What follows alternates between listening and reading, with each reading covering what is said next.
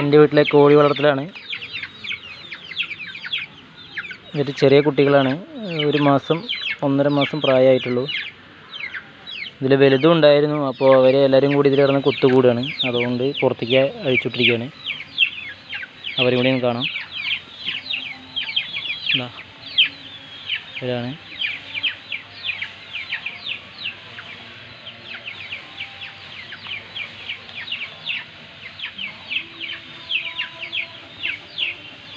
കോഴികൾക്കുള്ള പുല്ലും കാര്യങ്ങളൊക്കെ ഞാൻ തന്നെ നട്ടു വളർത്തിയിട്ടുണ്ട്. അതുകൊണ്ട് അവർ ഈ പരിസരം വിട്ട് എവിടേക്കും പോകാറില്ല.